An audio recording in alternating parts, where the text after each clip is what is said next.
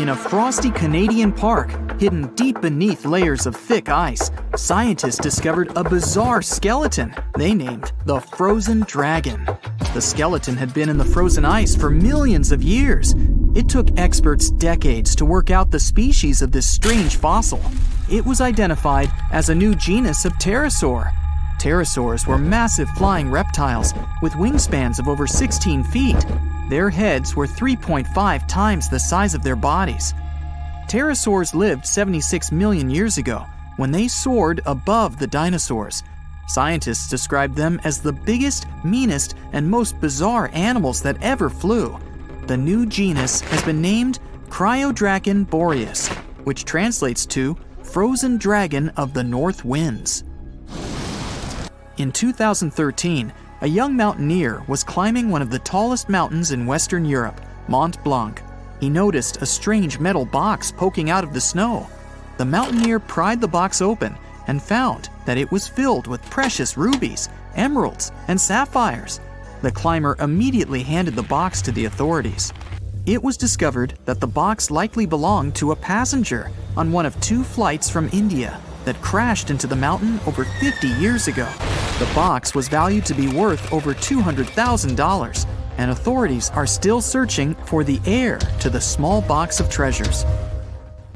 In northwest Siberia in 2007, a reindeer herder was on an outing with his sons when he noticed something strange in the ice.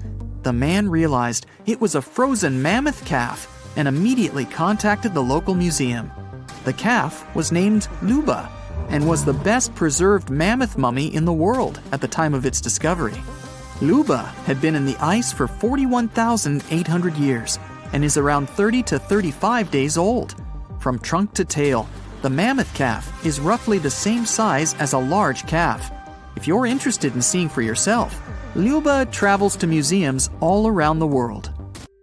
On the frozen continent of Antarctica, covered in layers of ice and snow, is Mount Erebus, the frozen volcano. The volcano was discovered in the middle of an eruption in 1841 by explorers on an Arctic expedition. The volcano is over 12,000 feet tall and has been active for the last 1.3 million years. Deep within the middle of the volcano is a huge crater filled with large volumes of molten lava. The volcano has occasional explosions, which means it's classified as being in continuing eruption. However, these eruptions are nothing to worry about because they're generally rather small. Back in 1991, 2 hikers were traveling across the Italian Alps when they stumbled across a body that they presumed to belong to a recently lost hiker. The duo trudged back down the mountain to report their unfortunate findings. Once the remains were recovered, it was clear that the body was not recent at all. Scientists determined that the Iceman was more than 5,000 years old and named him Otzi. The discovery was unlike anything scientists had ever before seen because the body was so well preserved. For years, Otzi was studied by scientists who discovered that our ancestors have a lot more in common with us than we ever knew before. Otzi was covered in ink body art. Research done on the contents of his stomach revealed that his last meal was dry cured meat, similar to the bacon we eat today. Otzi has at least 19 relatives living today, somewhere in Central Europe. Scientists were researching ancient squirrel burrows in Siberia when they came across something interesting. One of the squirrels had hidden away precious seeds deep beneath the ground. The seeds had been encased in ice for 32,000 years. The seeds were for the flower Silene stenophilia, which had long since gone extinct. Amazingly, scientists were able to recover plant tissue from inside the seeds and grow an entire crop of flowers.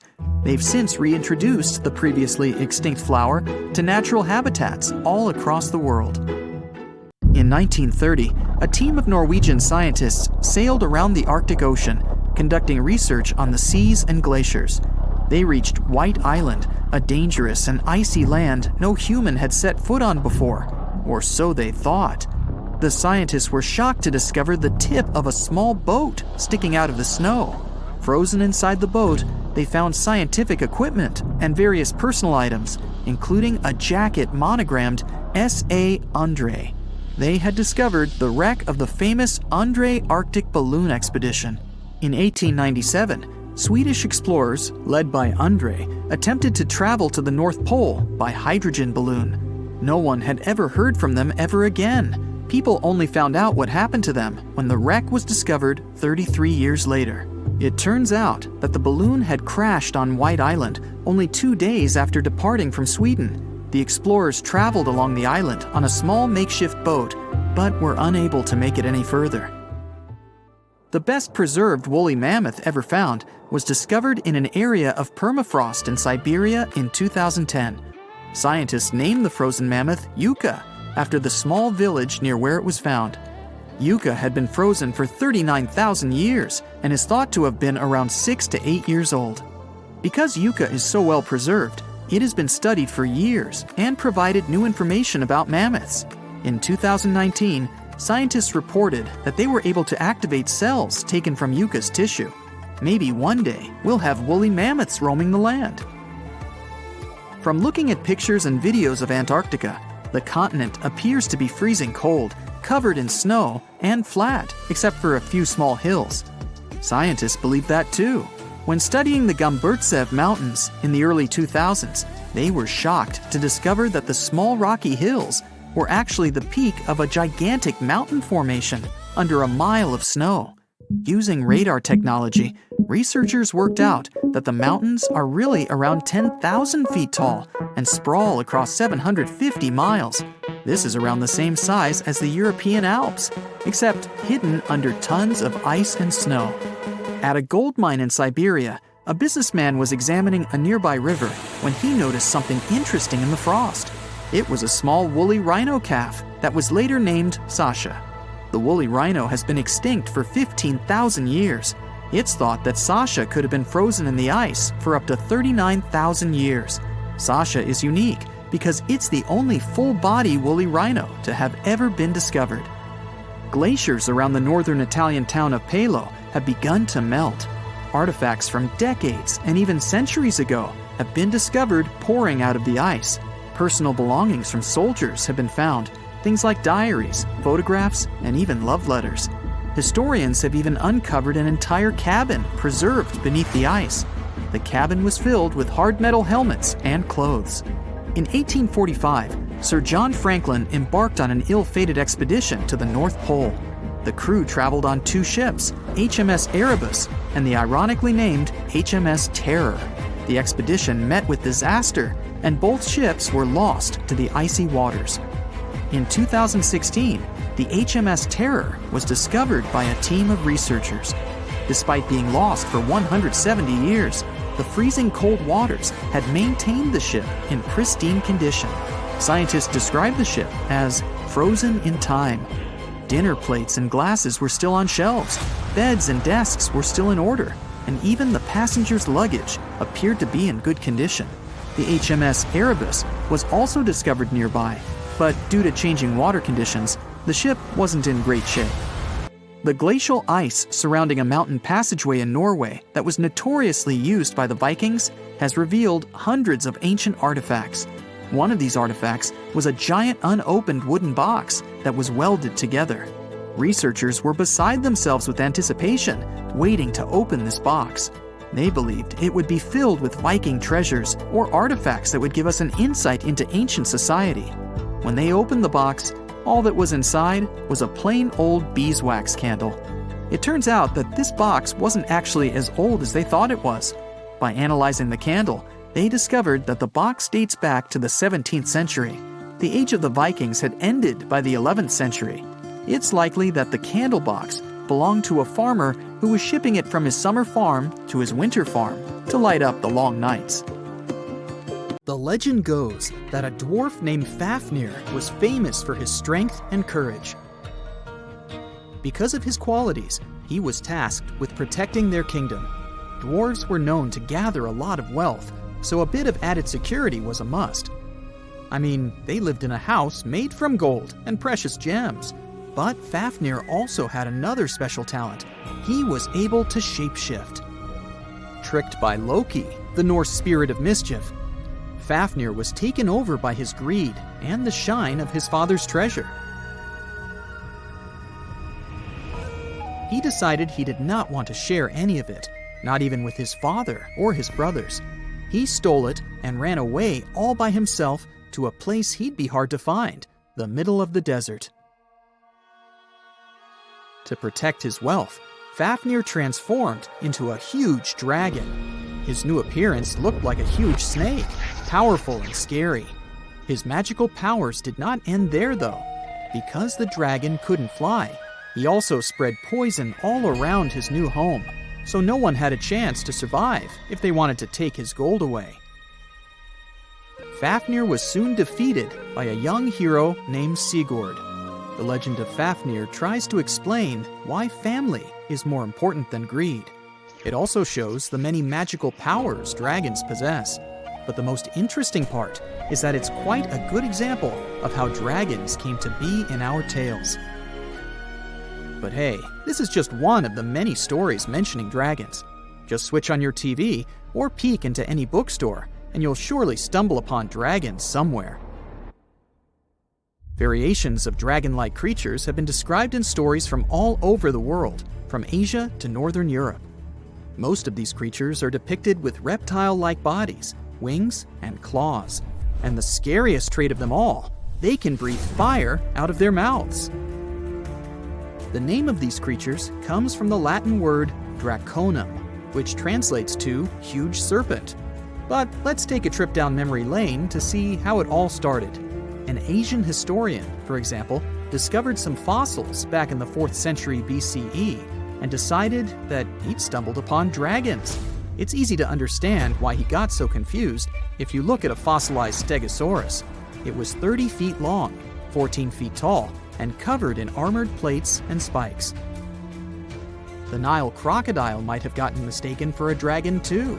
It still exists today and lives in sub-Saharan Africa. But it may have been more popular in ancient times. When reaching maturity, Nile crocodiles can grow up to 18 feet long. But that's not all.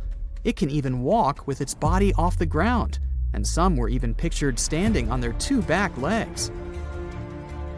Goannas are dragon-like lizards that live in Australia. Large as they are, they also have razor-sharp teeth and claws, and are also known to even produce venom. It's easy to see why goannas may be the source for the Australian version of dragons. When humans first discovered whale bones back in the day, we had no idea these animals lived in the sea. Given their size, we surely must have thought they were dangerous. And because we rarely see whales, if we don't go underwater of course, they were poorly understood and easily mistaken for dragons too. Probably the most interesting source of dragon mythology is actually the human brain. In a book called An Instinct for Dragons, there was a theory which claimed that dragons existed in almost all ancient cultures because we had evolved to fear large predators to survive. We aren't the only mammals to do this. Monkeys have an innate fear of snakes and large cats too, for example. When you combine these natural traits with folklore, you get a lot of dragon stories everywhere, adapted to each region. Reptilian beasts with magical powers date back as far as the origins of human civilization itself. I'm talking about ancient Mesopotamia. Humans back then used to believe in all sorts of creatures, but their head spirit was Marduk, the patron of the city of Babylon. If you look at the artwork from back then, Marduk was depicted with a snake-like dragon at his side. It could be either nice or vengeful, depending on what mood it was in. If you want to sign up to become a dragon, the first thing they'll ask you at the interview will be if you can breathe fire, of course. So scientists have tried to look into some ways that could make it real for dragons to breathe out fire without damaging their throats. To do that, they examined the bombardier beetle. This eccentric insect can pack up some really hot substances in its belly. Once the creature gets bothered by something, it shoots out a fiery load of chemicals. In all fairness, it's not really fire, but it does burn, so it's close enough. Going back to dragons, they'd need to have similar glands in their throats to produce the same effect. But where do dragons come from? They didn't just appear out of nowhere, regardless of the source you consult.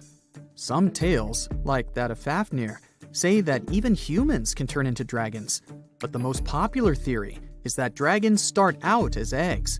Some sources even draft a series of stages a dragon has to go through during its life. Everything starts with hatching. Dragons are said to eat their way out of those shells and break the sides of the egg.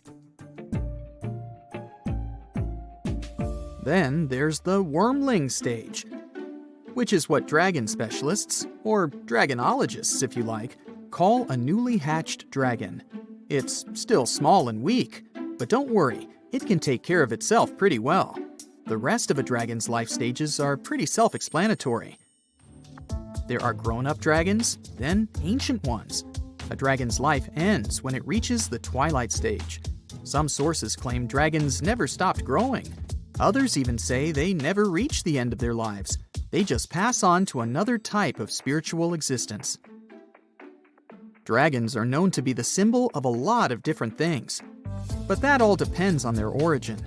In some regions of Asia, they are known to bring luck, power, and wealth.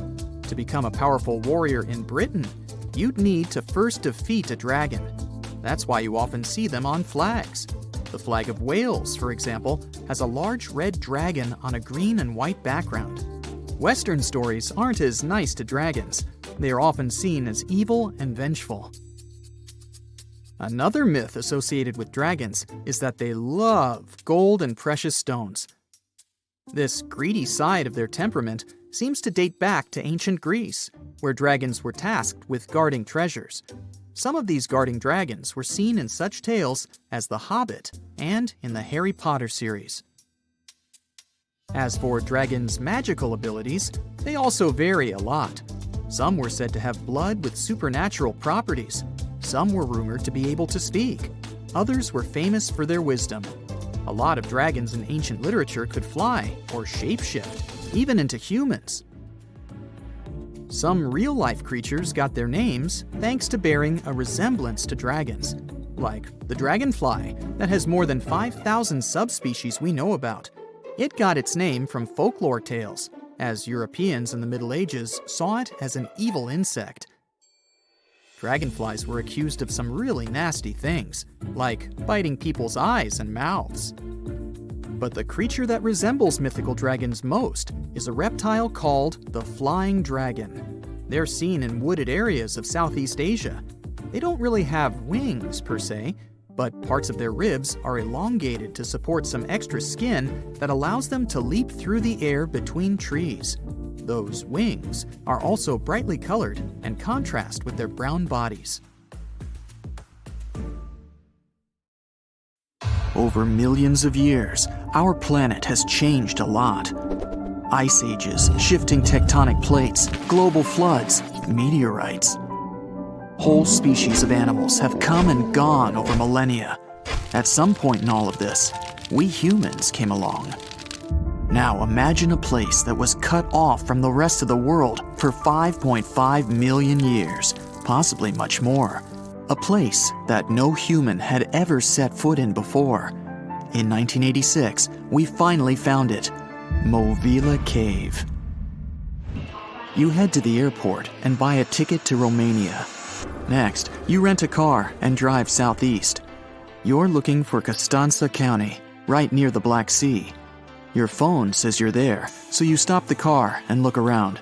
You're in the middle of a deserted field, nothing but a wide, lifeless plain. Then, you see it. A hole in the ground. As you move closer, you realize it's a shaft that leads deep down into the Earth's crust. Before you descend into the darkness, you take a rope, a hard hat, a powerful flashlight, and an oxygen tank. Don't forget to wear your protective suit and oxygen mask. You climb down slowly and look around. It's pitch dark below you, and you feel a little uneasy. But something's off. The darkness. It's not cold. Warm air wafts up from the depths.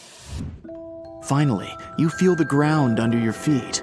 You look around and see a lot of tunnels ahead that lead into the depths of the cave. The tunnels are covered with dry clay. Moving forward on all fours, you notice something. The air is getting warmer and wetter. You come out of a narrow tunnel and find yourself in a huge cave with a lake in the center. Now for the hard part. You have to dive in. The moment you get in the water, you get attacked by the smell of rotten eggs. You've just touched sulfide water, and now smelly hydrogen sulfide is everywhere. That's not all. The cave is also filled with carbon dioxide. Normal fresh air on the surface is about 20% oxygen, but here it's only 10%. Not enough for us to survive without our trusty oxygen tank.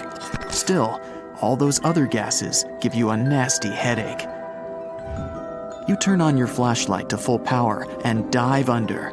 Somehow, you need to swim through these narrow underwater rifts. There are a lot of them. It looks like an underwater maze. You're a little worried, but your O2 tank is still pretty full. You squeeze through the rifts and finally find an open area. You freeze. From above, below, from all sides, you start to hear the sound of crawling creatures. The flashlight beam catches thousands of slippery, fast insects. This cave contains 48 species, 33 of which are completely new to us. Strange white snails crawl along the walls, and transparent shrimps, even small leeches, swim in the water. White centipedes with huge whiskers and transparent spiders shuffle around under your feet. There are even 2 species of scorpion, as if you weren't scared enough. Water scorpions, and another kind, as yet unidentified. It's not exactly your typical desert scorpion. Actually, nothing around here looks normal. All the creatures here are white or transparent. They don't have eyes, just long legs and whisker antennas that help them navigate in the watery darkness. It's a sci-fi director's paradise. You couldn't make this stuff up. The deeper you go into the cave, the less oxygen there is. Amazingly, there are even more small monsters running around. The air is all methane and carbon dioxide.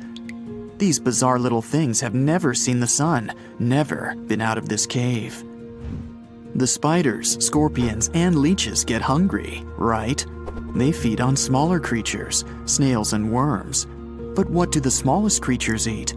Just then, you notice something very strange on the surface of the water. There's a gross white substance that looks like foam. You touch it carefully. It's like wet toilet paper, and it tears as soon as you touch it. But it's not foam or paper. It's billions of living organisms, bacteria, called autotrophs. These bacteria make food from carbon dioxide, but they don't make it from the air like plants or trees. They use water. It's called chemosynthesis. These tiny bacteria excrete their unused food, and bigger ones come along and eat it. Then the tiny snails and worms eat the big bacteria. A whole wacky, unique food cycle deep underground in a random cave in Romania. That's why you need that protective suit and mask. It's not just for your comfort and safety. Without the suit, you might accidentally leave behind some human bacteria from your skin or something.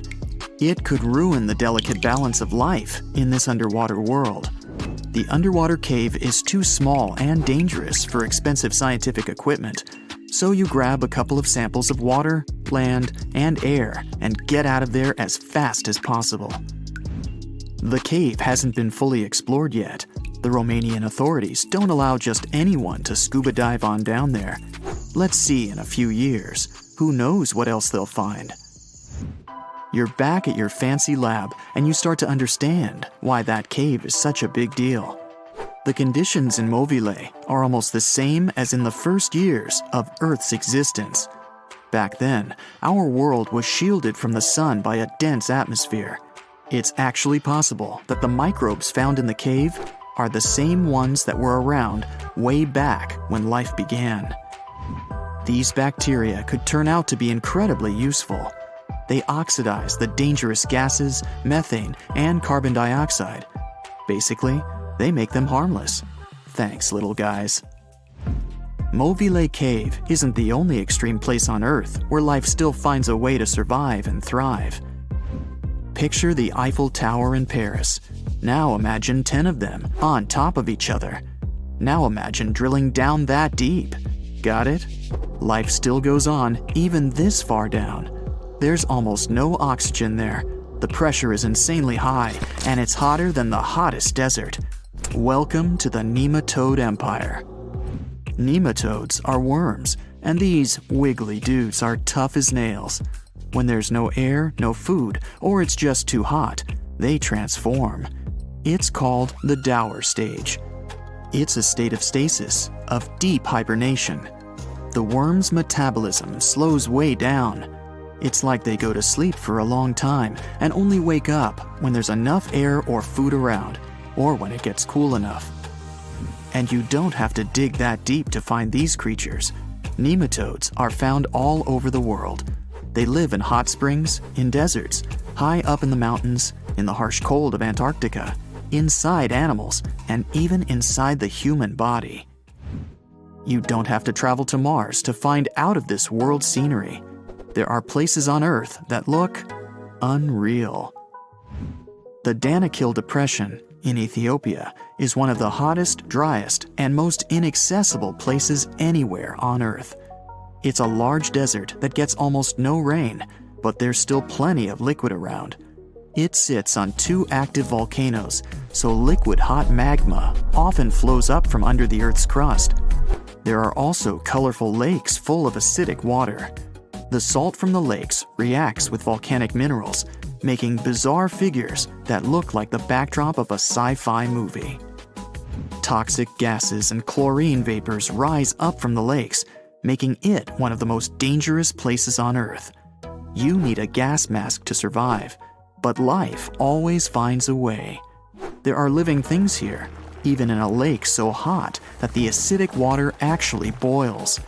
Microbes live happily in the lakes and surrounding rocks. If something can survive here, who knows?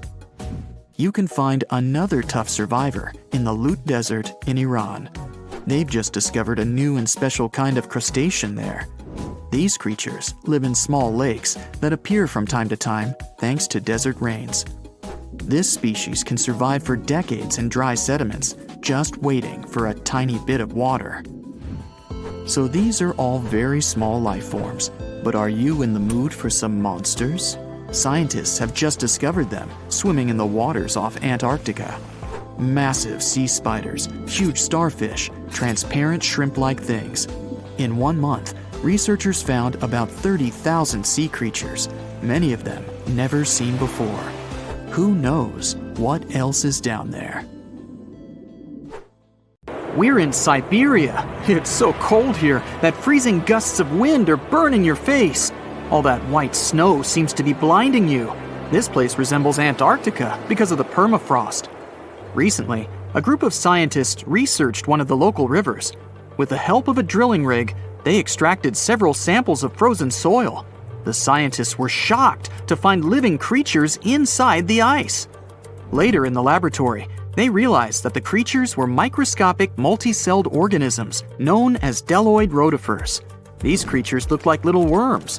Scientists knew that these worms could live in frozen conditions for up to 10 years. But the age of the rotifers found in the ice was about 24,000 years. And after defrosting, they began to reproduce, as if they had been sleeping for several hours, not thousands of years.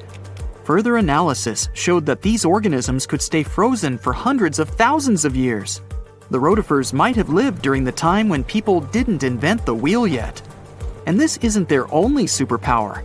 Deltoid rotifers are among the most radioactively resistant animals on Earth. They can survive in places where there's no oxygen and water. They can also stay alive in areas with high acidity and can live without food and water for a long time.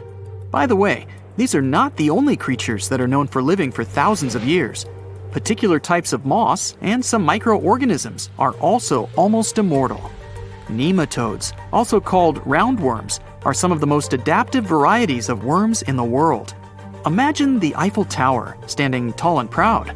And now, let's make it 10 times higher and place it underground. Exactly at this depth, many thousands of feet under the surface, scientists discovered these creatures. There's no sunlight and almost no air in this place.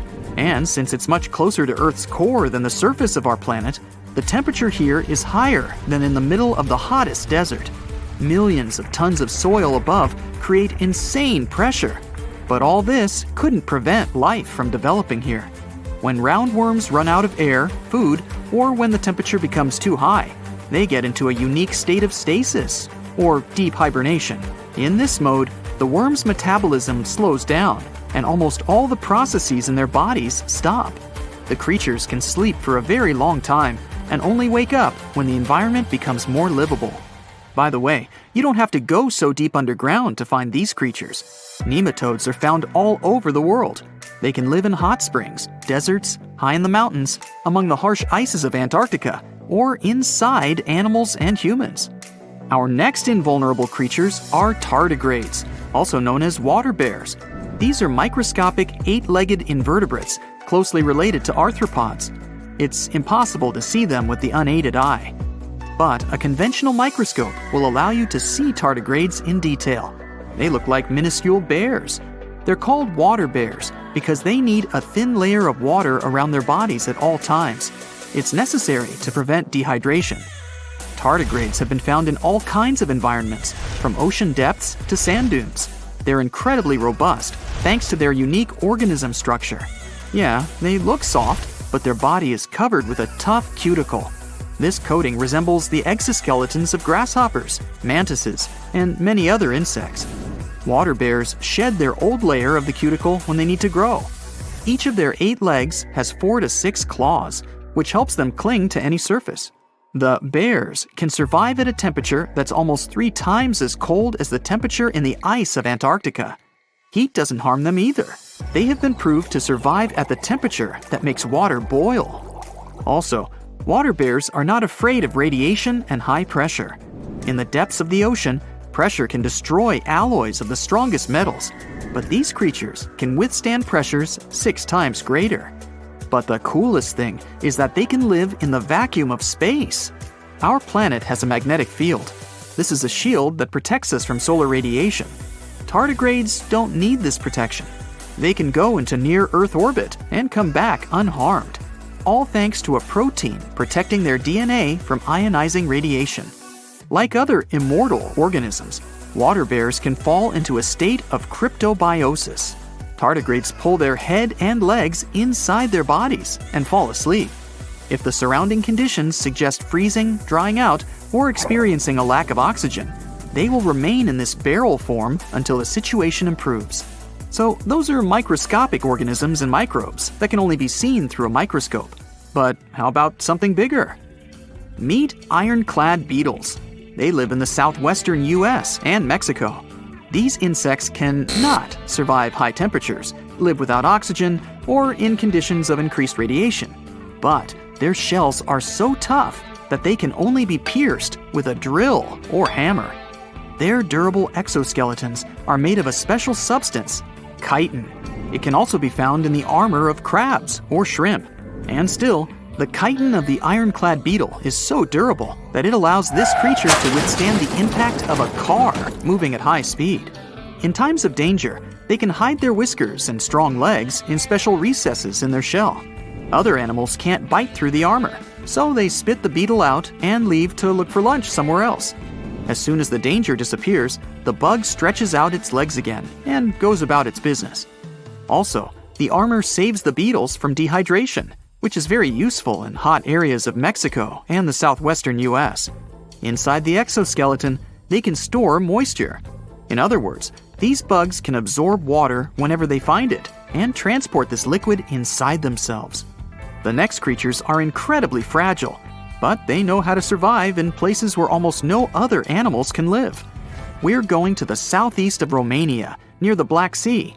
Here, on a desolate wide plain, you can notice a pit. This is a mine leading deep underground. The air on the surface of our planet usually contains around 20% oxygen, but in the mine, it's only 10%. Inside the cave, the air also has an increased content of hydrogen sulfide and carbon dioxide. People can't breathe there without an oxygen tank. We can probably say that the water and air there are poisoned. Almost no animals would be able to survive here. Still, 48 species of living organisms have been found in this cave. 33 of them are newly discovered species. And they aren't the only microbes or bacteria that can't be seen without a microscope. Something bigger lives here. Strange white snails crawl over the walls of the mines. Transparent shrimp and a bunch of unknown kind of leeches swim in the water. White centipedes with huge whiskers and creepy white spiders run on the ground. And they all have been growing here for almost 5 million years. You might notice a water scorpion and another unidentified species of this animal. It doesn't look like its relatives living in hot sands or tropical forests. No living creature here looks ordinary at all. All animals are either white or transparent. They have no eyes, but are equipped with long paws and antennae whiskers that help them navigate in this dark space. The deeper you go into the cave, the less oxygen the air contains. But the number of living organisms is increasing. The air is filled with methane and carbon dioxide. All the inhabitants of this cave have never seen the light of the sun and have never gone out of the darkness. It seems impossible to survive in such conditions where plants don't produce oxygen. The answer to the question of their survival is hidden in a small lake. The surface of the water is covered with strange foam. If you look closely, you can see that this white substance is alive. It resembles soft, wet paper that is easy to tear. The thing is billions of living organisms, bacteria called autotrophs.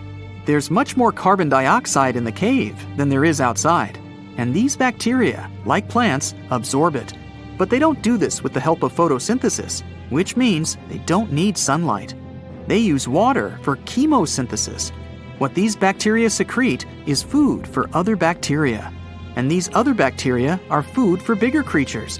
A unique food cycle that you can't find anywhere else on the planet only exists here. So, a mysterious discovery was made deep in the Red Sea, the so-called death pools. Woo, that's scary. In 2020, researchers embarked on a dive into the Red Sea. The mission spot was in the Gulf of Aqaba, between Saudi Arabia and Egypt. Near the end of their expedition, as they ventured deeper into the darkening waters, they noticed some strange seaweed floating above the seafloor. They decided to use a remotely operated vehicle and investigate it. Suddenly, they discovered these strange, motionless lakes of water within the sea. These are called brine pools. They're basically pockets of salty water deep on the ocean floor. And when I say salty, I mean it. Sometimes they're up to 8 times saltier than the ocean water itself. Mysteriously, they don't mix well with the surroundings. They formed millions of years ago, sometime during the Miocene epoch, back when weird creatures roamed the earth, like me, and deeply buried mineral deposits dissolved into the water. The largest pool spans about 170,000 square feet. Meanwhile, 3 smaller ones are under 107 square feet each. At first, this discovery didn't seem that scary. But here's why they're so horrifying. Not only are they disgustingly salty, they also lack oxygen. Now hold on a sec, isn't that normal for something that's underwater? Well, it turns out the Earth's waters are full of oxygen, and at least half of this element on our planet comes from the oceans. Just like plants on land, marine plants, such as phytoplankton, seaweed, and algae, munch on sunlight and produce oxygen through photosynthesis. They release lots of it into the surroundings. Marine life then eats half of it, so only about a quarter of the oxygen that we breathe actually comes from the oceans. Just like us, sea creatures need this element to survive. Without it, they can't breathe and support their metabolism to live.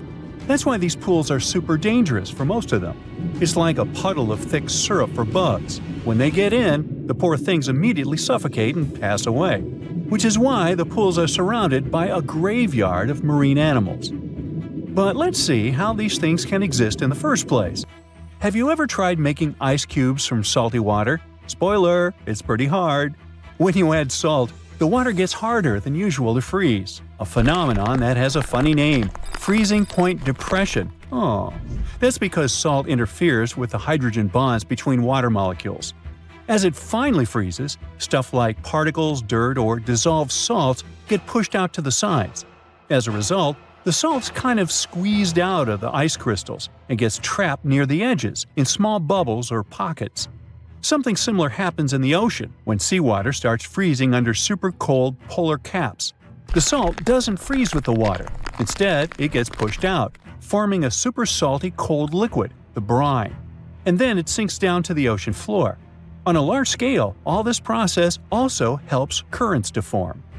Despite being so dangerous, the pools are still full of microbial life because microbes couldn't care less, they'll survive anywhere.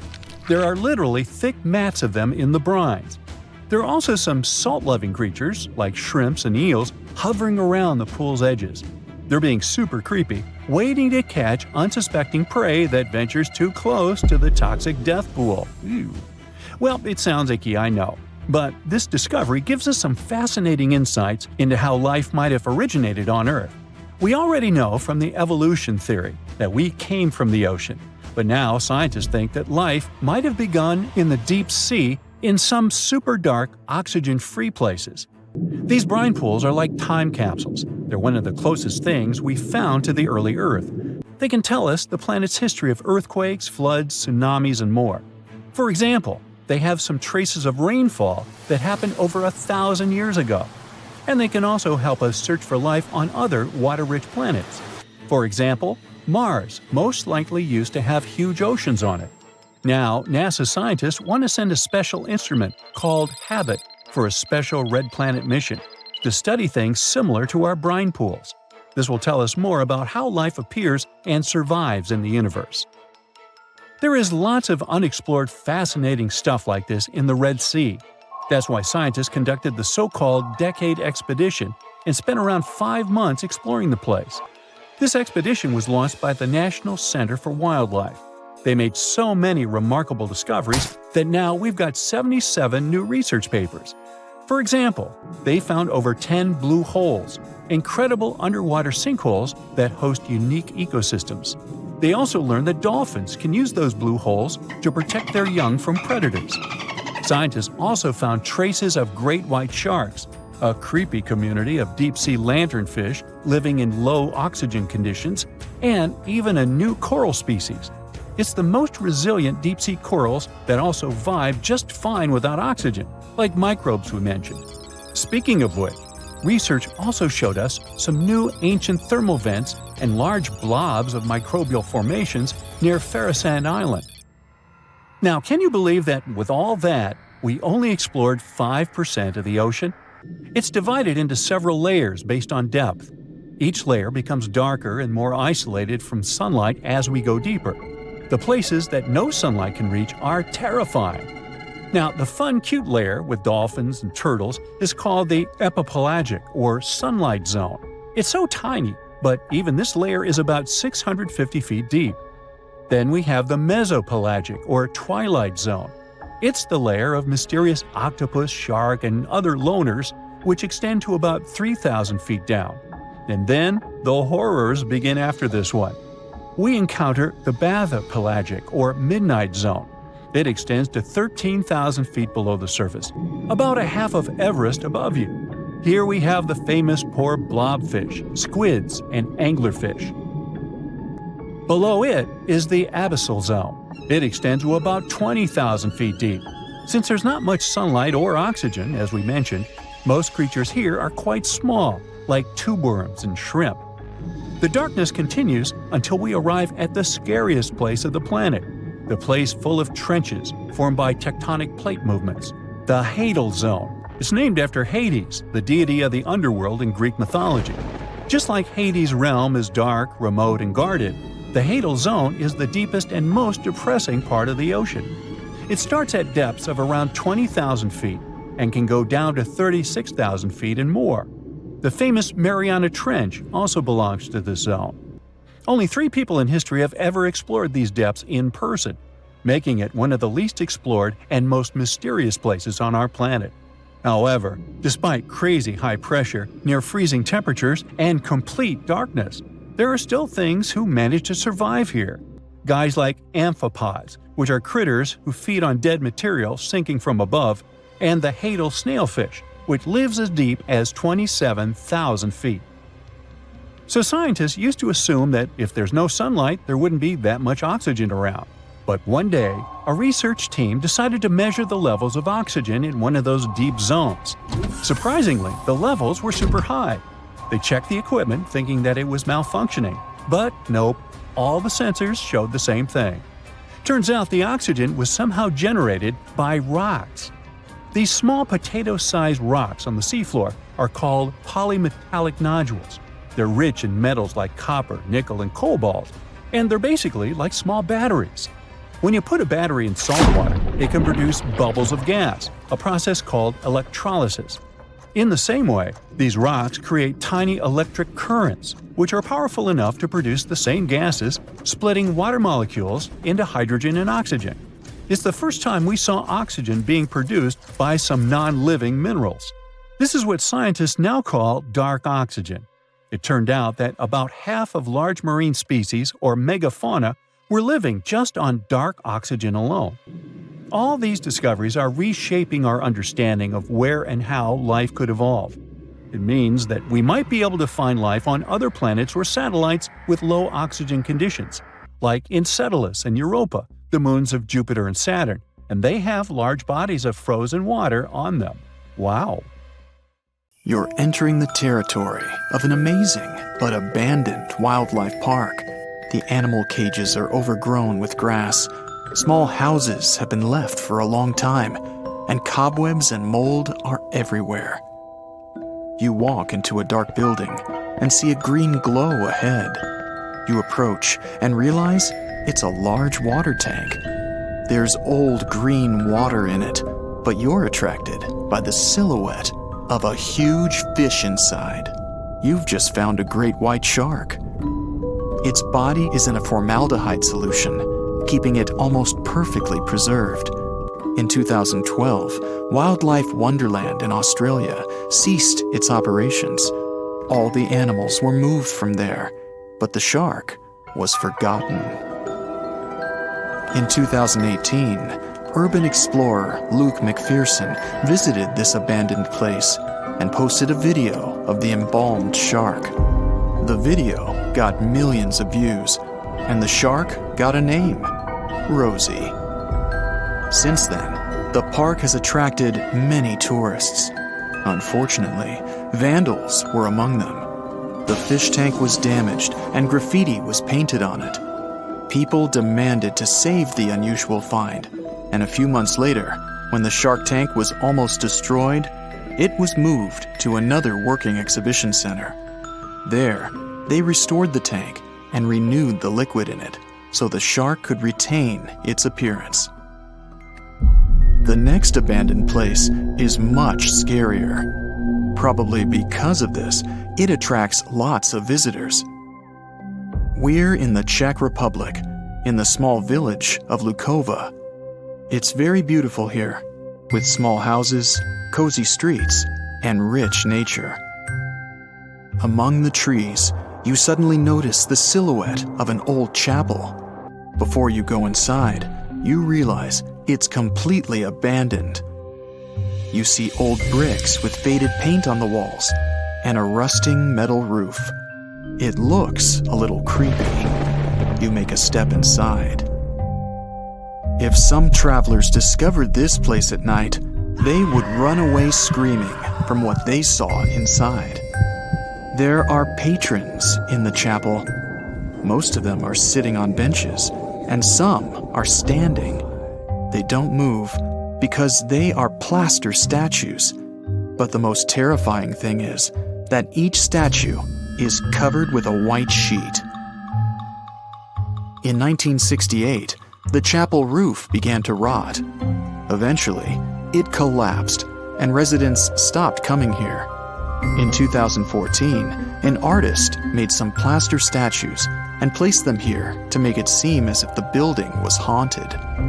This installation attracts tourists from all over the world, which helps gather the money to restore the chapel. We're in the US now, driving along Vashon.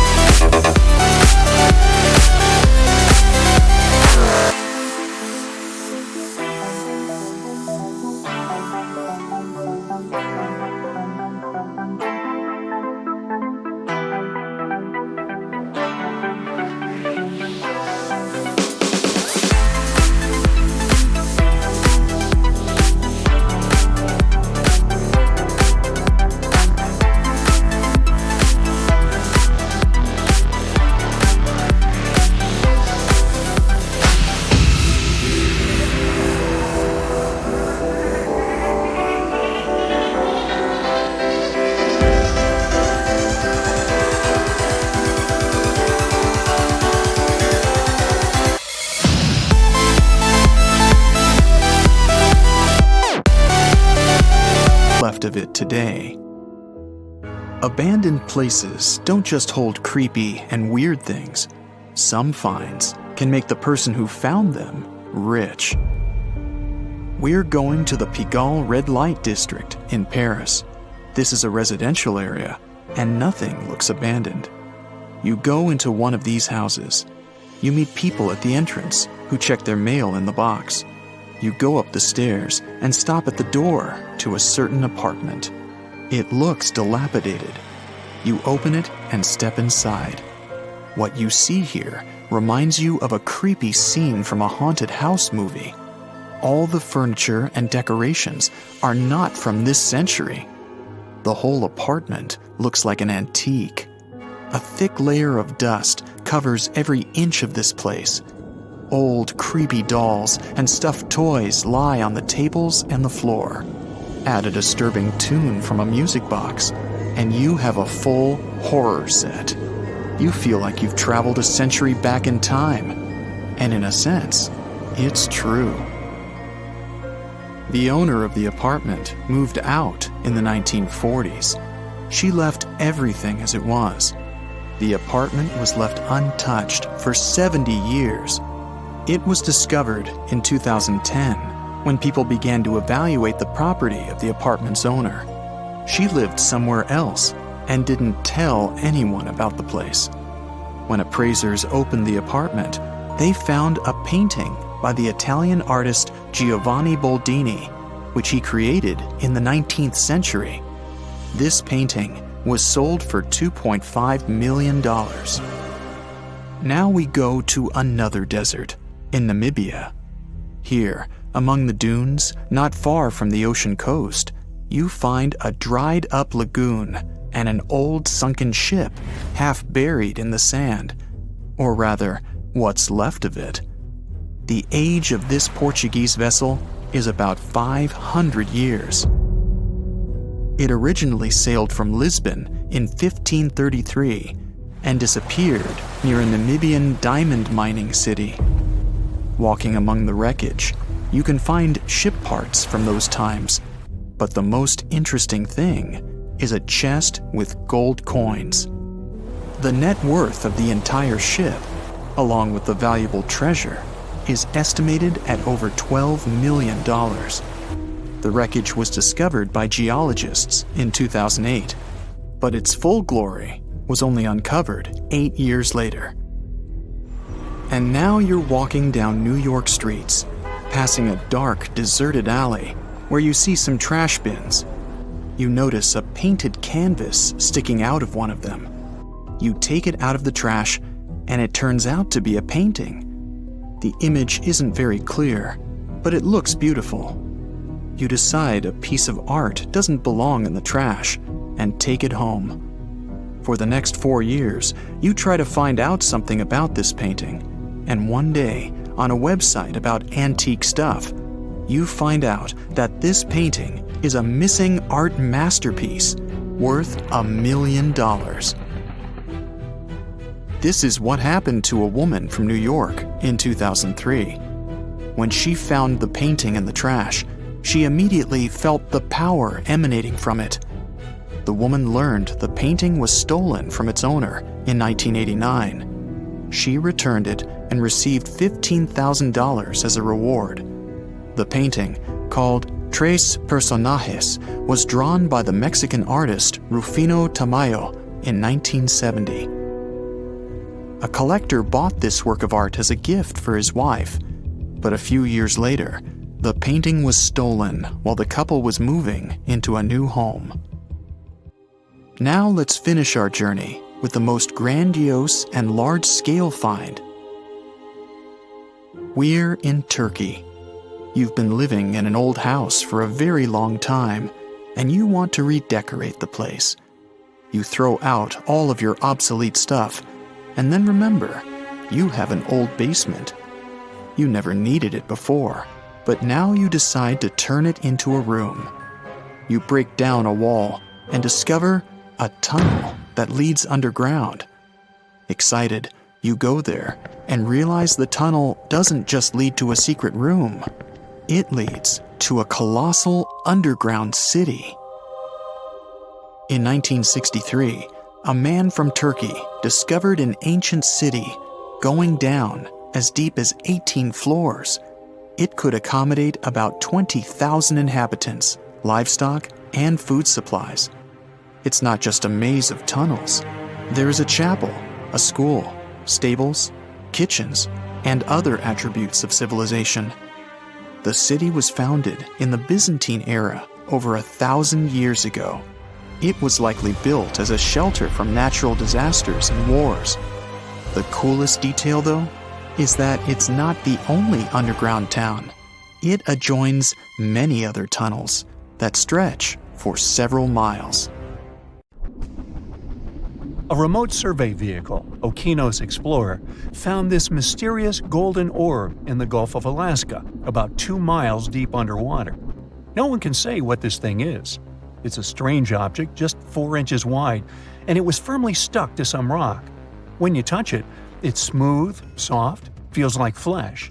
You can even see a hole in it, as if something escaped from there. But what?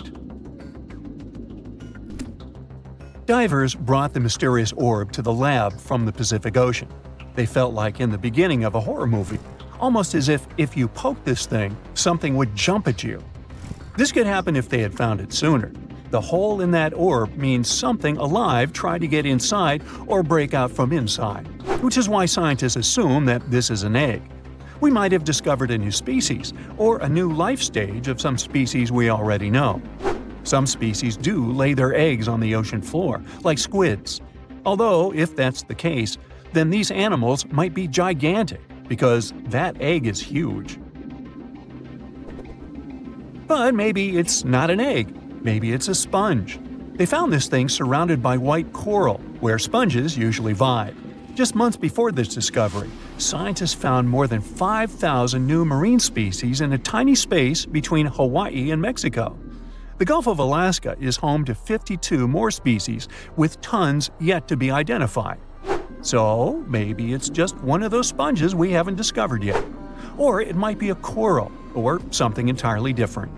The only thing scientists know for sure is that the thing is a living organism. They're planning to move the orb to a more advanced lab to conduct DNA testing and reveal more about it. And it's not our first horrifying discovery from the oceans. In 2013, 2 rare locomotives were discovered under 90 feet of water off the coast of New Jersey. Scientists think that both of them were lost in the 1850s. For something that's been underwater for 160 years, they're in very good shape, even with layers of rust and barnacles. You can even see their smokestacks, and they sit upright, as if ready to pull into a station any minute now. They're not sure where these locomotives came from. There's no historical record of them being built or lost, which makes their discovery even more mysterious. They have strangely rare steam engines, both about 15 tons, lying 5 miles off Long Branch. The engine models were already outdated even back when these trains were made. They were small and powerful, but were only produced for a short time. Perhaps they were on a journey from Boston to the mid-Atlantic.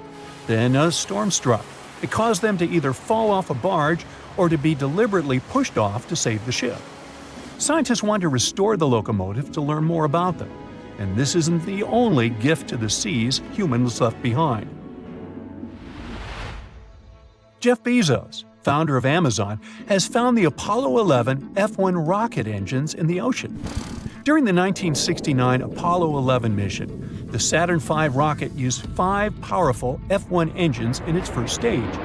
Each of them produced 1.5 million pounds of thrust. They burned 6,000 pounds of fuel per second, 1.5 million times that of a regular car. These engines burned for a few minutes before falling back into the Atlantic Ocean. Jeff Bezos got inspired by this story and began the search for those engines about a year ago. The team used an advanced deep-sea sonar. They finally found the engines 14,000 feet below the ocean surface. Scientists aren't sure what the conditions of the engines will be. They did have a super-fast impact with the ocean after all, and then laying over 40 years in salt water. But they were built from very tough materials, so hopefully we'll be able to study them. Ideally, Bezos wants to recover them. They're still a NASA property, but he hopes to display them in museums like the Smithsonian or the Museum of Flight in Seattle. Can you imagine finding the famous yellow brick road from The Wizard of Oz at the bottom of the ocean? This thing looks like a man-made road, but believe it or not, it's a natural volcanic structure. Divers were exploring underwater volcanic mountains called seamounts in Hawaii. They wanted to investigate a split in the Seamount Trail. They live-streamed their journey and suddenly stumbled upon something fascinating: a pattern of cracks in the seabed that looks like a brick road. They used a robotic arm to pick up the rocks. The rocks had distinct rectangular blocks separated by straight lines and right angles. Someone joked that it might be a road to Atlantis, and another called it a yellow brick road, hence the name.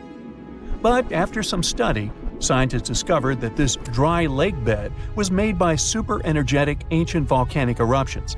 This is actually fractured hyaloclastite rock. Since the volcanoes were going crazy, they heated up and cooled down repeatedly until they created this unique cobbled pattern. On June 20, 2011, the OceanX diving team discovered something extremely weird. They were searching for treasure in the northern Baltic Sea in the Gulf of Bothnia. Instead, they found an anomaly. The thing, dubbed the Baltic Sea Anomaly, logically, looked very weird and unnatural. The anomaly is almost 200 feet wide. It looks like a mushroom rising about 10 to 13 feet from the seabed. It also has a huge disc shape, twice the size of a football field. The main part of the anomaly has straight edges and box-like structures. The top has cracks filled with some unknown black material, and it's not made of metal. The object lies about 300 feet deep in the Gulf's waters. The main mystery is why it's there. This discovery did create buzz in mass media. Some people started saying that it might be a sunken extraterrestrial ship, the remains of Atlantis, or a portal to another world. These claims got even more support when we found weird pavement-like platforms surrounding the object. It kind of looks like a staircase. And on top of that, explorers reported that their electrical equipment, like sonar instruments and satellite phones, malfunctioned near the thing.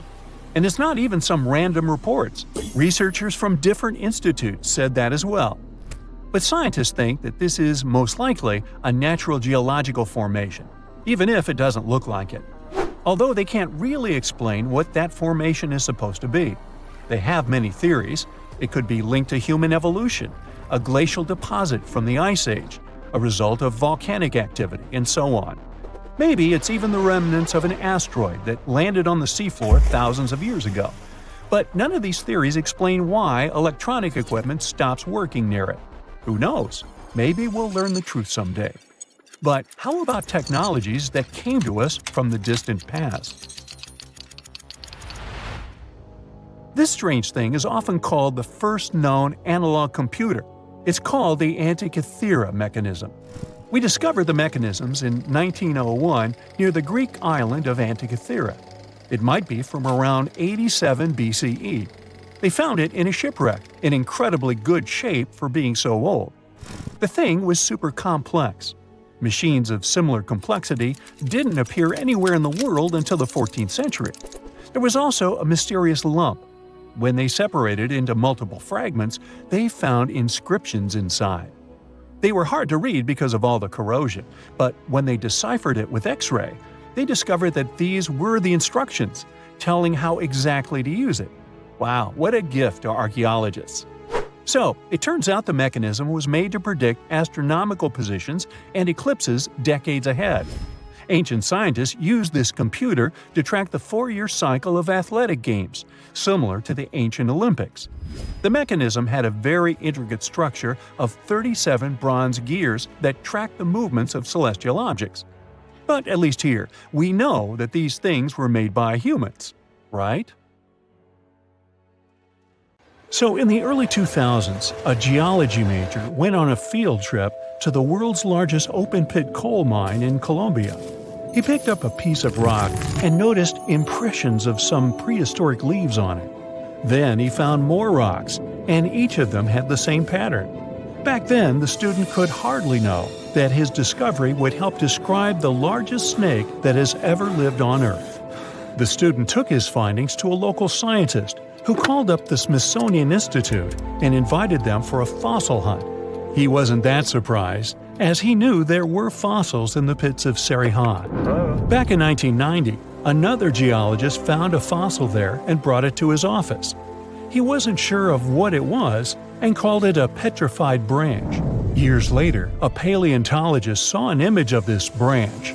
He knew it wasn't a branch at all, but a fossilized jawbone of an animal.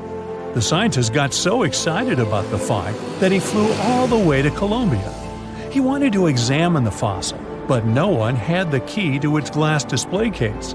The scientists couldn't wait, so they broke the glass and confirmed that it was a fossil of an animal that lived millions of years ago.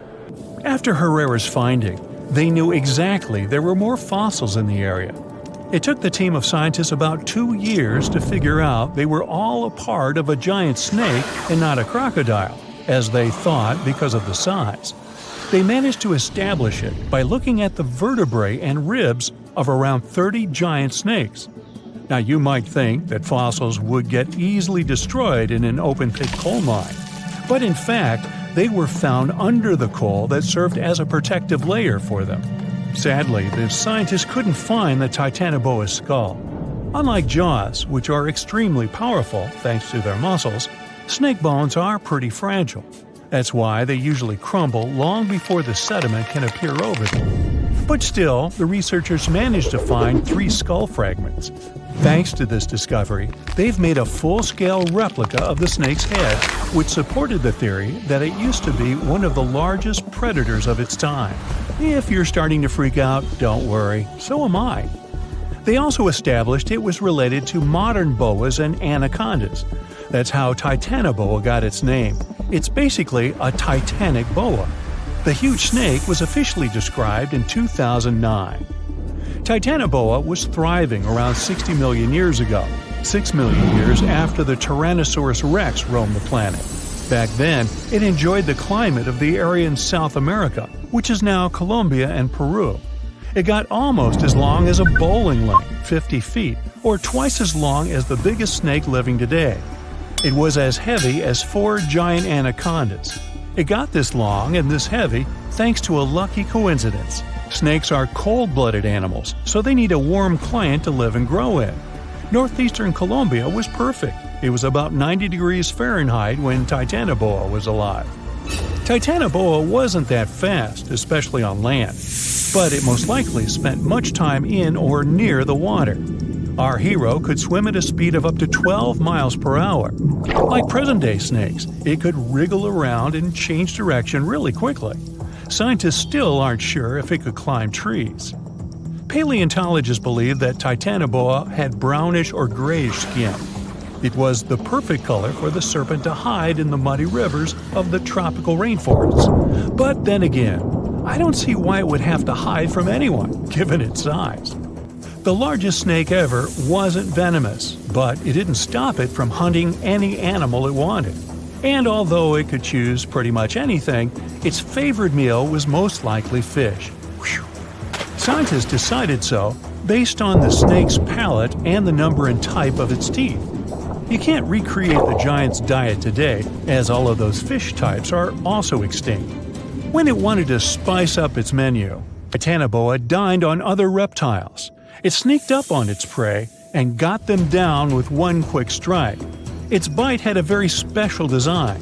The structure of its jaws let Titanoboa clamp down on the body of its prey, so there was no escape. Titanoboa also had a mean set of thin and pointed teeth. They bent inwards in the snake's jaw like fishing hooks. This little feature helped Titanoboa get a grip on its prey and prevent the slightest chance of its running or swimming away. It could most likely easily swallow even large turtles and crocodiles. Now, all that sounds pretty scary, but we have nothing to worry about as Titanoboas are long extinct, right? Well, technically, as the temperatures on Earth are going up, it's quite possible that snakes might also grow in size. They love heat more than anything, so they should feel comfortable here. Of course, that would be a completely different snake, but it's not impossible that we'll see something similar to Titanoboa. But before you think of escaping to another planet, remember that huge snakes would need something huge to eat. Such giants prefer to wrap around something huge and swallow it. Most people would be simply too small for them. So unless the huge snake was starving, I don't think it'd waste its energy on attacking anything too little. Plus, like any other snake, Titanoboa had a sharp and delicate sense of smell, needing exceptional conditions, and was sensitive to vibrations. A little too smelly, too noisy, too cold, too dry, or too wet, and the snake wouldn't go near this place unless absolutely desperate. So, if you live in a big city, your chances of meeting a huge snake like Titanoboa are about zero. Rural areas are something different, but the only place where the giant serpent would consider living would be near the equator. We already have some pretty giant snakes in the warmest regions of the world. Amethystine python, or less poetically, scrub python, is a gentle giant. It's the largest snake in Papua New Guinea in Australia. It can grow to the enormous size of 28 feet and weigh up to 77 pounds, which is about as heavy as a Dalmatian. Scrub pythons are pretty curious, sometimes slithering inside people's homes in Australia, but they're mostly harmless to humans. Their favorite food is rodents, bats, and birds that come to streams for water. Until then, pythons quietly lie in wait. They have heat sensors in the pit of their muzzles. They help the pythons better see warm-blooded animals they can have for dinner. The African rock python is one of only 11 living species of its kind. It's currently the second largest snake on the planet. This huge brown snake reaches lengths up to 20 feet and weighs about half as much as the giant panda. It's very serious about its meals, as it can catch an antelope and eat it whole. Even the cold-blooded crocodiles are afraid of this beast because it can easily eat one of their kind too. In 1958, a zoologist found a 4-foot-long young Nile crocodile inside an African python's stomach. According to the scientist, the python said, "Well, I don't know about you, but I find this whole thing hard to swallow." Actually, that's not true. Pythons can't talk, as far as we know. The reticulated python holds the record as the longest of all the living snakes in the world. The largest of these guys made it into the Guinness World Records in 2011 with a length of 25.2 feet. Its name is Medusa, and it lives in a zoo in Kansas City, Missouri. An adult reticulated python is large enough to swallow a human whole, or a whole human, either way. But these snakes are mostly quite peaceful and prefer to lie down without much movement. Although many pythons have dwarf forms that are much smaller than their full-grown cousins, reticulated pythons also have super dwarf forms. You can keep one of those as an 8-foot-long pet. Yes, it's considered a dwarf form, although it's longer than the average human is tall. You know, somehow I still don't find that comforting. There once was a kingdom where the ancient Egyptians traveled to buy gifts for pharaohs, sort of like an ancient shopping mall. This kingdom, named the Land of Punt, was rich in luxury goods, including gold, aromatic resins, blackwood, ebony, ivory, and exotic animals like leopards and baboons. All of these sound like great gift ideas to me. The Land of Punt was an especially important trading partner for Egypt for over 1,000 years. But if you plan to go there, the bad news is that it hasn't survived to these days, and nobody knows for sure exactly where Punt was located. We only know about it from records. The most famous of them were left on the walls of the temple of Queen Hatshepsut, who had sent an expedition to Punt. Scientists have been trying to find the exact location of this rich land for over 150 years. It could have been southeast of Egypt, in a coastal region south of it along the Red Sea, Gulf of Aden, and the Indian Ocean, or it could have covered the Horn of Africa and the area across the sea in southern Arabia. Now researchers were finally able to narrow down the possible locations thanks to a study of baboon mummies. Ancient Egyptians admired baboons and even thought they were related to the deity of the moon and wisdom. One species, the sacred baboon, was often shown in wall paintings, sitting with its tail curled to the right, and was mummified in this position. Another type, the olive baboon, was wrapped up in one giant cocoon. Both types were found in the tombs of the Valley of the Kings. But if you remember geography lessons, baboons just don't wander around Egypt. So they must have been brought there through trade with other regions. Primatologists, Egyptologists, geographers, and geochemists look at the mummified baboons from two different time periods in ancient Egypt. Some were from the New Kingdom period, and others were from the Ptolemaic period. The scientists did some more hard work and analyzed tissues from 155 baboons from 75 separate places in Eastern Africa and Southern Arabia. Those were all areas that they thought could be the ancient land of Punt. They measured oxygen and strontium in the baboons' bodies. When animals drink water and eat plants, their teeth, hair, and bones show a geographic signature of where they've lived, thanks to these elements they contain. Scientists use a special method called isotopic mapping and found out that the New Kingdom baboons they analyzed came from a location in Eritrea, Ethiopia, or Somalia. 5 mummified baboons from the Ptolemaic period had strontium levels that matched those found in Egypt. So, ancient Egyptians might have had a special place to breed and keep baboons, probably in Memphis, a city in Lower Egypt, not Tennessee. Meanwhile, paleontologists from New Zealand got lucky, as some boulders had split open from the tide and revealed fossils of the largest penguin that has ever lived on Earth. The scientists used laser scanners to make 3D models of the ancient penguin bones. They compared these bones to the flipper size of modern penguins and did some math as to how much the old penguins might have weighed. Today, the biggest penguins, emperor penguins, weigh between 55 to 100 pounds. Researchers think that the penguins from the past that they found weighed around 340 pounds, real giants in the penguin world. These huge flightless birds lived in the oceans around New Zealand more than 50 million years ago, after the dinosaurs went extinct. They totally took advantage of their big bodies to stay warm in the cold water. They might have even traveled the world thanks to it. And they'd scare off any predators, but they didn't have any. The asteroid that took down the dinosaurs also got rid of most big marine reptiles, and the ancestors of seals and whales were still living on land. Back in 1992, 4 farmers in China were draining water from their ponds and accidentally bumped into a ship full of gold and ancient statues worth millions. Just kidding, they actually found the Longyu Caves. Those are 24 big caves created by people a long time ago. Even though they are so large and well-made, no one knows who built them, why they were built, or how they were built. Experts think the caves are at least 2,000 years old, but they don't understand why these caves aren't mentioned in any historical records. All of the Longyu caverns look the same and aren't connected to each other. Each cave has one entrance connected to a vertical shaft with a carved staircase. Rain and water from the surface can flow into the caves through these stairs. To manage this water, the caves have special grooves, channels, and a system to catch the water at the bottom. So it looks like the ancient builders were real pros when it came to drainage and water management.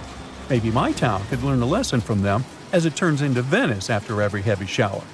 Anyway, the caverns were built below a hill, named after a bird that is one of the most respected creatures in Chinese mythology and culture. It symbolizes all the best things, like high virtue, grace, and the union of yin and yang. Scientists think there could be a connection between the caverns and the bird, but it's just a theory so far. Experts from the National Institute of Ocean Technology in India were doing their routine pollution surveys when they found some structures that looked like a city underwater. Using special sonar technology, the team found big geometric shapes on the ocean floor. They brought up different items from the site, like pottery, beads, sculptures, parts of walls, and even human bones and teeth. They thought the ruins belonged to a civilization older than the Bronze Age Indus Valley Civilization, which is the earliest urban culture of the Indian subcontinent that we know of so far. But not everyone joined in on celebrating this awesome discovery. Some archaeologists refused to believe it and thought it could be some computer tricks. And even when they saw hundreds of artifacts from the ocean floor, they said an ancient river could have brought them there from someplace else. The team that discovered the underwater site decided to prove they were right. They chose a piece of wood as their main evidence. They tested it and found it was 9,500 years old. That could be the age of the entire site. Skeptics still insist that we can't rewrite all human history because of one piece of wood. Even 23 years since the discovery, no one is sure about the final answer. This is partly because it's hard to explore the site. It's in extremely dangerous waters with strong currents and riptides. During the cool Antarctica's summer, from late November through January, geologists from the University of Wisconsin-Milwaukee climbed the frozen slopes of the McIntyre Promontory in the Transantarctic Mountains. High above the ice fields, they looked through the mountain's gray rocks for fossils from when the continent had green forests. By the end of their trip, the geologists found fossil pieces from 13 trees. These fossils show that the trees are over 260 million years old. This means the forest grew at the end of the Permian period before the first dinosaurs even appeared. More than 90% of all species on Earth disappeared back then, including the polar forests. These trees would have been very tough if they grew in Antarctica and could have survived. But a huge increase in gases like carbon dioxide and methane must have taken them down. This Antarctic forest is a terrific way for us to see what life was like before the extinction, and we might even understand what caused it. It also shows us how plants were different back then from those we are used to now. Not so long ago, in the 1950s, the average literacy rate in the world was 35%, meaning that in a group of 10, 6 people didn't know how to read and write. However, 50 years later, the literacy rate went to 90%, leaving only 1 person in a group of 10 without reading and writing skills. The key to this lightning speed growth can be found basically in every house. Nope, it's not the internet. The internet, on the contrary, can reportedly make us dumber in no time. The key to worldwide literacy is this big pen you've definitely held in your hands at least once in your life. Fun fact, this trusty pen has been outselling iconic items like the Rubik's Cube and even the iPhone since the 1950s. Each second, 57 Bic pens are sold, while it's 590 iPhones a minute, meaning it's just around 10 devices a second. Every single day, Bic sells 14 million of their nifty pens. Despite its popularity, it's often overlooked.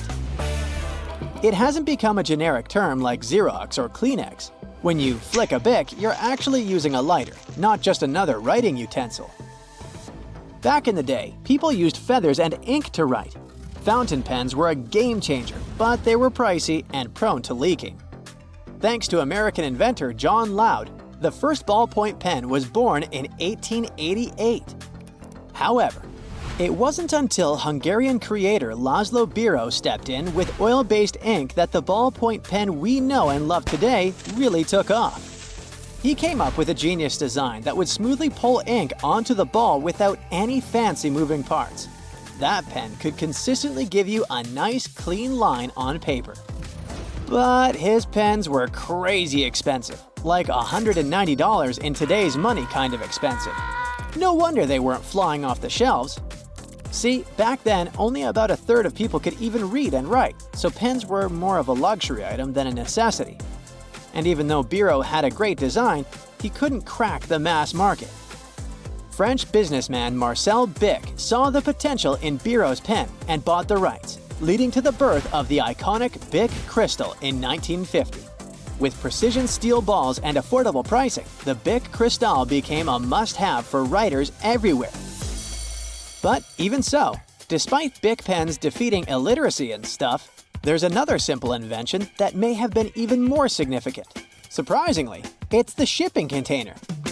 You may not have heard of Malcolm McLean, but this guy invented a standardized steel container that could be stacked on ships, trains, and trucks. In 1937, McLean had this genius idea, but it took until 1966 for international container shipping to really take off. There were many crucial events, and the need for quick and efficient transportation of supplies skyrocketed. By the end of the 1960s, McLean had made $160 million from his container empire. This invention didn't just save money, it saved time and labor too. Before containers, everything had to be loaded and unloaded by hand. Now, thanks to McLean's invention, it's all seamless and automated. According to specialists, the impact of containers on our lives is huge. They made the world smaller and economies bigger. Thanks to them, you pay less for everyday products. Let's say you're in the US and you need something imported from Italy. Air shipping is still ridiculously expensive, so we don't even take it into consideration. Now, imagine a ship can only transport 5 containers, each of them having 20 products inside. In total, 100 products. Let's say such shipping would cost $100, which would add at least $1 to the final price of your product, depending on how greedy the distributors are. But if you can stack the containers, you can add a second and even a third row of them, which will reduce the price.